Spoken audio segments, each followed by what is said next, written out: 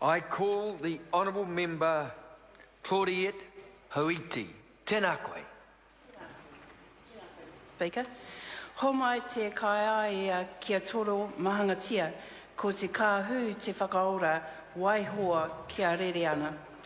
To the children of Tāne Mahuta, be vigilant who is friend and who is foe. Mr Speaker, the Conservation Natural Heritage Protection Bill, this bill introduces increased penalties for offences under the Conservation Act 1987, the National Parks Act 1980, Reserves Act 1977, Wildlife Act 1953 and Wild Animal Control Act 1977, as well as associated bylaws and regulations. The bill is of interest to all New Zealanders, more specifically to councils, statutory bodies who administer any of these acts, as well as to people whose activities will be governed by the acts, example recreational and commercial hunters, developers whose activities might unlawfully kill wildlife, people who recreate or operate businesses in reserves, conservation management areas. Globally, wildlife smuggling was last year estimated to be worth about $40 billion US, ranking third behind narcotics and arms smuggling. High-profile prosecutions in Aotearoa, New Zealand have involved parrot, kaka eggs and chameleons. This bill is a response for tougher penalties.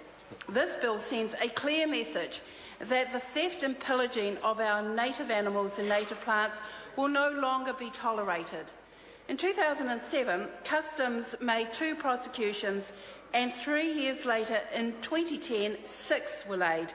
This year has so far seen 2 prosecutions. In 2011, mokomoko or geckos rescued from smugglers in Christchurch were thought to have been recaptured again and smuggled out of the country. In that instance, Customs became aware of smuggling only when researchers noticed animal numbers were below natural prediction. New Zealand Customs has seen an increase in prosecutions made against people taking native flora and fauna offshore for the black market. This bill significantly increases penalties for offending. Whether the theft is motivated by commercial gain or reward, or even if it's not motivated by gain or reward, but by some queer and bizarre desire to have the taonga as a curio, piece or pet. The purpose of the bill is to create a strong deterrent and penalise the most serious offending, and with some severity. Insects, orchids, geckos are particularly fancied by collectors, but so too are insects, specifically our weta. Our native species are for sale on websites all over the world, and insects like our beautiful weta are hard to breed and may live no more than 2 years. Worldwide orchid trade was booming, with smuggling of New Zealand orchids on the rise. Anything different or unusual is collectible. For individuals, a term of imprisonment not exceeding 5 years or a fine not exceeding $300,000, or both. For bodies corporate, a fine not exceeding $300,000. For a continuing offence, a further fine not exceeding $20,000 per day. New Zealand mokomoko or geckos can be worth in excess, and we've heard, 6-figure sums. And they've become very popular in Europe and the United States.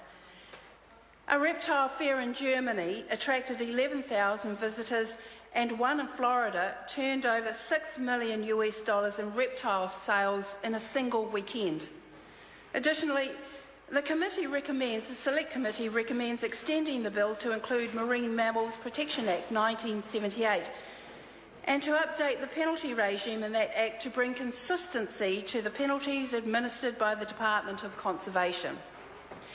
This recommendation will interest commercial fishers and people who operate within the limits of New Zealand fishery waters. And Mr Speaker, this bill sends a strong message that we take the protection of Aotearoa New Zealand's wildlife and natural areas very seriously. Actions which damage or endanger our wildlife and natural areas put our protected species, good international reputation and tourism industry at risk. This bill will complement further smuggling deterrence measures that are soon to be introduced by the Conservation Minister and will increase fees for wildlife smuggling to 5 years in jail and $300,000.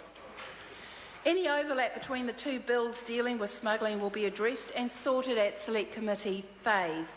This bill also complements our efforts since being elected to boost the conservation estate, better protect our great outdoors and strengthen conservation across our country.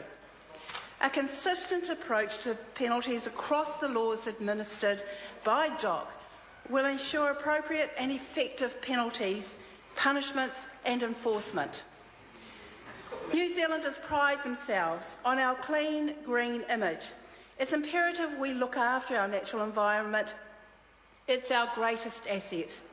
Boat conservation is now $444 million, almost double the $226 million in 2001-2002. We're investing in recovery programs for 35% more threatened species under this government. We also intend to review New Zealand's threatened species management framework, and our natural environment is a valuable resource we need to protect and preserve. Mr. Speaker, I commend this bill to the House. I call the Honourable Member Philip Twyford, and I understand that this is a split call, so the